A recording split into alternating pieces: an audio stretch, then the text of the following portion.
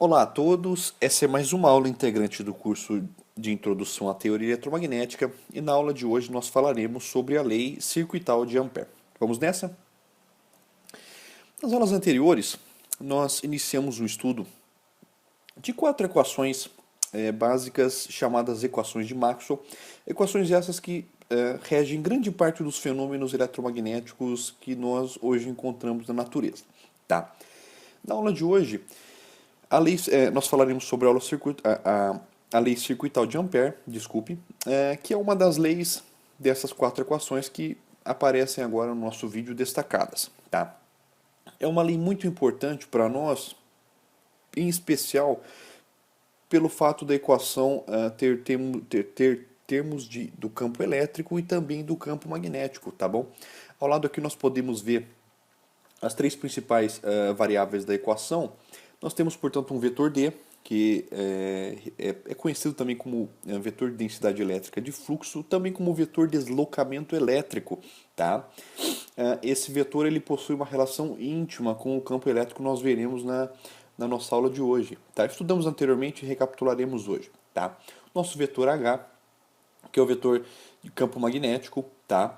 E o vetor de densidade de corrente, também popularmente, comumente na literatura, tratado pela notação J, tá bom? Antes de nós entrarmos propriamente na lei circuital de Ampère, eu gostaria de recapitular com os alunos que estão vendo esse vídeo, assistindo esse vídeo no momento, a equação da continuidade de corrente. Nós vamos usar, na realidade, definições simples. Por análise dimensional, a gente consegue verificar a consistência das informações das equações que nós vamos utilizar aqui nessa recapitulação, né, de uma equação que, na verdade, nós veremos que é conhecida como equação da continuidade. Tá? Bem, nós temos essa primeira integral que nós temos aqui no nosso vídeo, ela é a definição, nós podemos ver, de corrente. Por quê? Nós temos a integral de um vetor, densidade de corrente, superficial, tá? Vezes o elemento de área, e nós estamos integrando, tá bom? A unidade resultante dessa operação enfim, é em amperes, né? É uma unidade de corrente que nós temos aqui, tá bom? Bem, por outro lado, eu tenho aqui uma densidade de cargas, tá bom? Volumétrica. Tenho aqui o elemento de volume e eu vou integrar isso aqui, tá? Eu tenho assim que a integração eu vou ter o resultado dessa integral ele vai ser uma unidade de carga elétrica, ou seja, vai ser dado em coulombs, tá? Do sistema internacional. E quando eu pego a variação de carga por tempo, eu tenho a corrente elétrica circulante, né? A definição inicial e elementar, a definição básica de corrente, né? Elétrica. Tá? Na equação da continuidade, a gente pode verificar aqui que nós temos um sinal de menos aqui na nossa equação. Por quê? O conceito, a situação com a qual nós imaginamos para equacionamento, para o equacionamento que está no vídeo é o seguinte: eu tenho uma superfície fechada pela qual estão fluindo cargas elétricas. E esse sistema ele é conservativo, tá?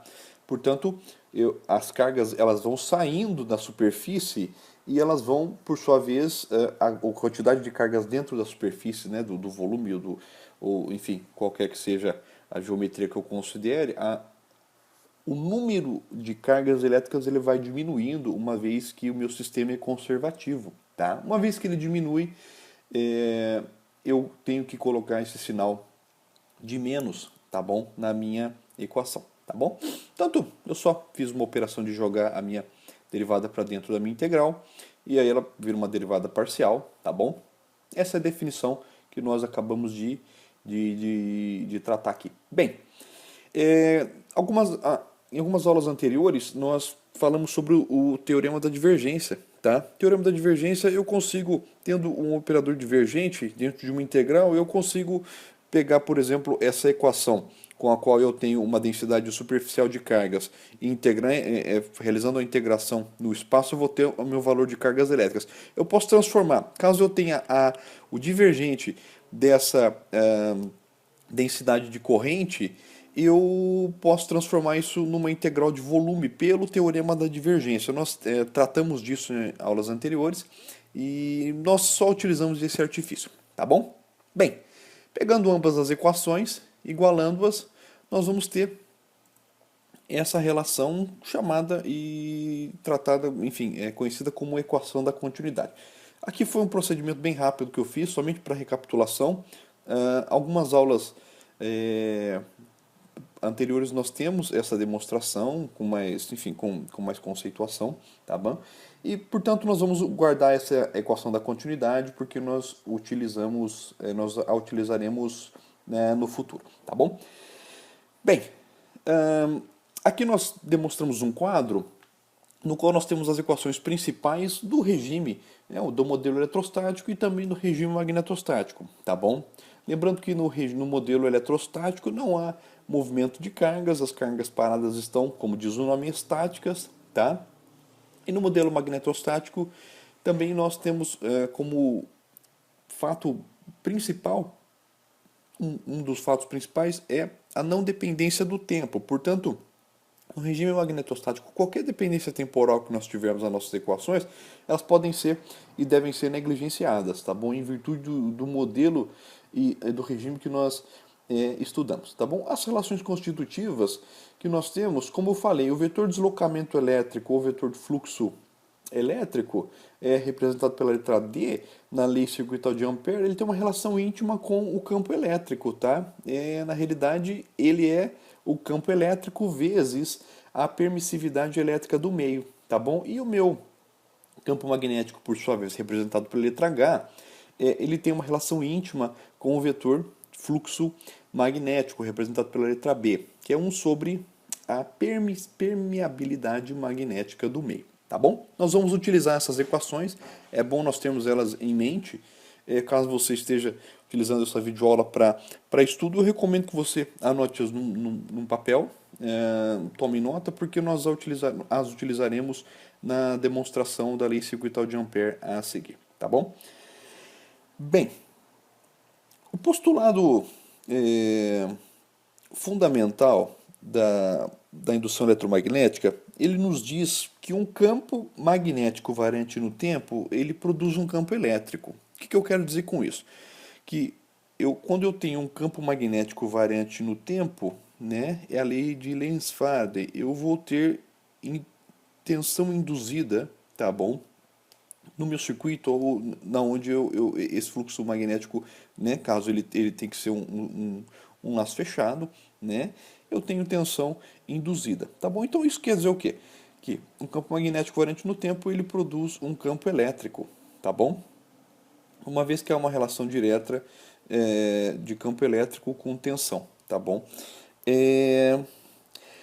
A equação que nós temos no nosso vídeo, o produto vetorial do campo elétrico é igual a zero, ela é aplicável para o caso eletrostático, tá bom? E a gente não vê nela nenhuma dependência temporal, ou seja, para a definição que eu acabei de apresentar, ela não é adequada para nós, tá? Porque nós precisamos ter um campo magnético variante no tempo para produzir um campo elétrico, tá? Então nós vamos pegar essa equação que está apresentada no vídeo e nós vamos fazer um ajuste nela para que a definição que eu acabei de mencionar, ela seja coerente com a equação que nós estamos apresentando, tá bom? Esse sinal negativo também, nesse caso, ele tem o conceito dele é que a tensão induzida, ela tem um sinal negativo, isso também está expresso na lei de Lenz-Faraday, tá bom? Vamos lá. Portanto, essa equação é a equação com a qual nós partiremos da nossa demonstração, tá bom? Bem, eu tenho também que o meu vetor densidade de corrente, ele é igual ao produto vetorial do meu campo magnético, tá bom? E por sua vez, acabamos de fazer a demonstração, a, né, a equação da continuidade que nós demonstramos em primeiro lugar, em primeiro momento na nossa videoaula, o divergente da densidade de corrente ele é igual a menos a derivada parcial da densidade de cargas no tempo, tá bom? Bem, só que no caso magnetostático que nós estudamos, que nós avaliamos no quadro, não há dependência temporal, tá bom? Então a gente vai ter que fazer como nós estamos vendo, já fizemos, né, com o campo elétrico nós teremos que fazer adequações e ajustes nas nossas equações, uma vez que agora há dependência do tempo, né? Então nós não estamos propriamente no regime magnetostático, tá bom? Tá bom? Vamos pegar então. Se eu tomar, eu tenho aqui, olha só, vamos lá. Eu tenho essa equação que o divergente da densidade de corrente é igual a zero, tá? E essa equação também, ela diz que a minha densidade de corrente é igual ao produto vetorial do campo magnético. Eu posso jogar essa equação que nós estamos mostrando no vídeo dentro dessa e eu vou ter esse resultado, tá bom? O divergente do produto vetorial do campo magnético ele é igual a zero, tá bom? Vamos indo agora para o outro slide. Eu vou copiar ambas as equações, são equações que elas são iguais a zero. Eu peguei ambas as equações do último slide e coloquei dentro de uma só, tá bom? Coloquei elas, na verdade, juntas, tá? Bem, essas equações, como a gente pode ver, elas precisam de um ajuste, tá bom? Uma vez que há dependência temporal, tá bom? Lei de Lenz-Faren, tá bom? Elas são, entretanto, equações correspondentes, tá bom? Porque ambas elas são iguais a zero, tá bom? Então, olha só. Eu peguei a minha equação da continuidade e eu joguei a minha derivada parcial por outro lado da equação e mudei o meu sinal, tá bom? Ela está aqui igualada a zero, tá bom? Como está no vídeo aí, tá bom? E eu peguei a minha equação que também ela é igual a zero, uma vez que elas são equações correspondentes, e eu coloquei-as junto, tá bom? Portanto, eu peguei a equação número 1 aqui do meu, que a gente pode ver no nosso vídeo, a equação destacada e coloquei-as juntas, tá bom?